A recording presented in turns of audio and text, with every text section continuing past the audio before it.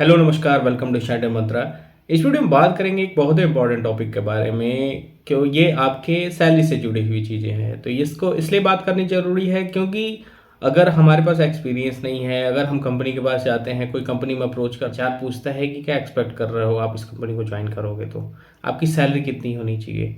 तो आपको एक ब्रीफ आइडिया इसके रिगार्डिंग हो जानी चाहिए कि जो आप पढ़ के जा रहे हो, जिस रोल के लिए जा रहे हो और जिस इंडस्ट्री में जा रहे हो वहाँ का अगर आपको ब्रीफ आइडिया रहेगा तो डेफिनेटली आप अच्छे से निगोशिएट कर पाओगे अपने एचआर के साथ। तो ये वीडियो इसी पर रहने वाला है। तो चलिए बात करते हैं सबसे इंपॉर्टेंट चीज़ें। Let's come to the main topic.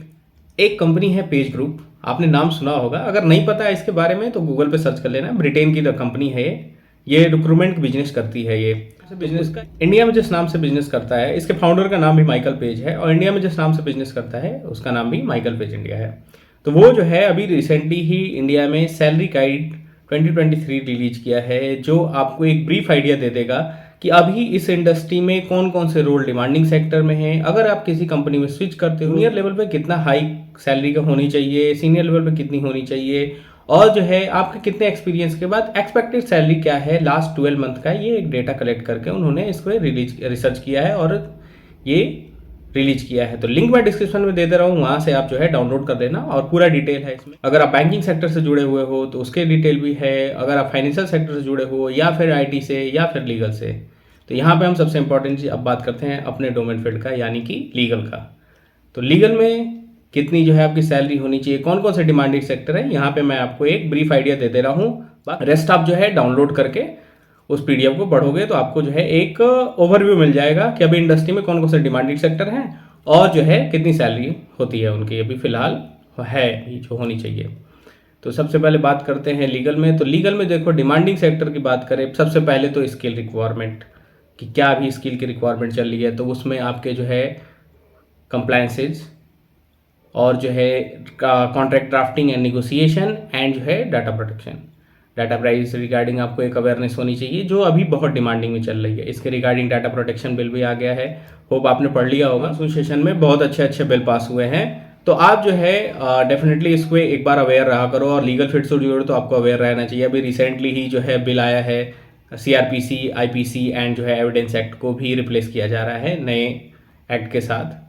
तो ये आपके लिए एक बेनिफिशियल रहने वाला है, तो इस पर आप जरूर एक बार पढ़ लेना। अब बात करते हैं सबसे important, let's come to the main topic कि सैलरी कितनी होनी चाहिए। तो इंपॉर्टेंट आपको मैंने बता दिया, जो डिमांडिंग सेक्टर हैं, स्किल क्या होनी चाहिए। डिमांडिंग सेक्टर में बात करें तो अभी जो डिमांड ऑफ रोल है, जिस रोल की डिमांड सबसे ज़्यादा हो रही है उसमें head of legal, merger and acquisition related जो फील्ड में एक्सपर्टीज है उनका, या फिर जो है कॉर्पोरेट कॉमर्शियल काउंसिल यानी कि कॉम्पिटिशन लॉ से related, corporate related, security lawyer, ये सब जो है।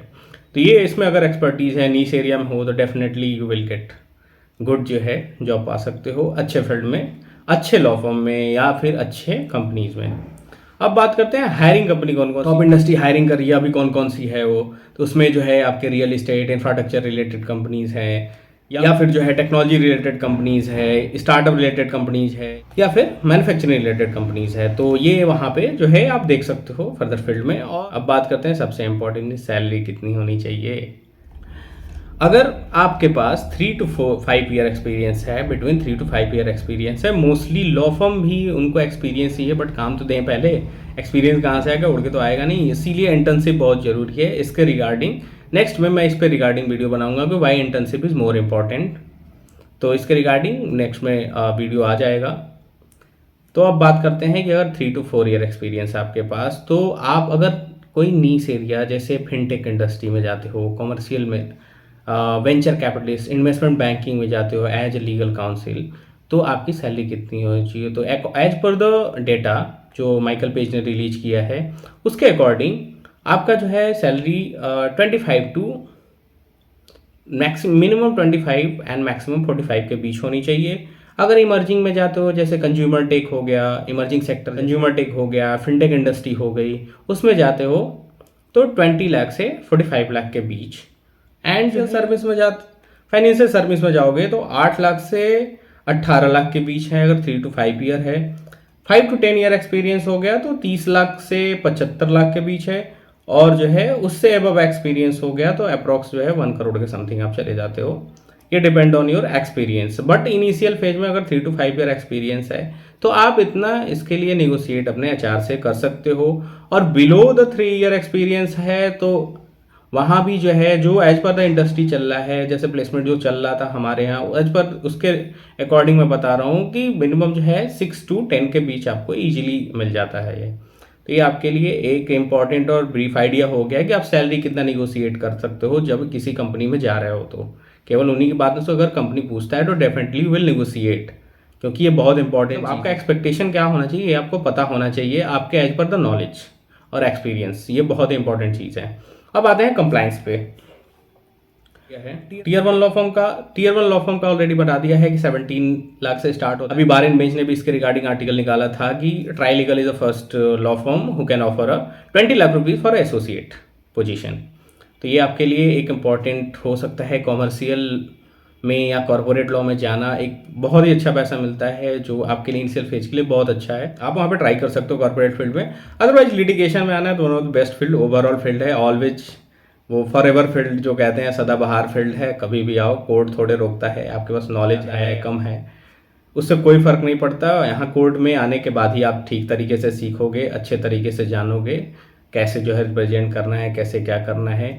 कॉलेज का एक्सपीरियंस एक अलग एक्सपीरियंस होता है, इसलिए इंटर्नशिप बहुत जरूरी होता है। तो इसके रिगार्डिंग नेक्स्ट में वीडियो कंफर्म आएगा इंटर्नशिप के regarding, why internship is more important. और द सेकंड थिंग है कहाँ कहाँ पे आप अप्लाई कर सकते हो, किस किस फील्ड में अप्लाई कर सकते हो, कौन कौन से इमर्जिंग सेक्टर हैं, ये सारे का डिटेल में एक साथ आपको उस वीडियो के माध्यम से बता दूंगा जो आपके लिए बेनिफिशियल हो सकता है अगर आप इंटर्नशिप के लिए अप्रोच करोगे तो। और करना ही पड़ेगा आपको, अगर लिटिगेशन में भी आना है तब भी तो कुछ सीखना ही पड़ेगा। तो ये आपके लिए बेनिफिशियल हो सकता है।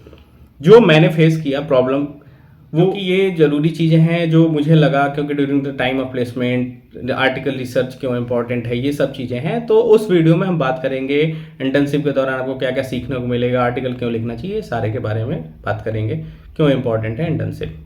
अब बात करते हैं, अगर आप कंप्लायंस कंपनी सेक्रेटरी हो, CS अगर LLB के साथ कर लिए तो one of the biggest best advantage हो जाता है। तो आप अगर कर लेते हो तो जो इंडस्ट्री का मांग है उसके अकॉर्डिंग है कि जाते हो। अगर लिस्टेड कंपनी में हायर करती है 3 to 5 year experience lakh minimum है, 25 लाख मैक्सिमम है।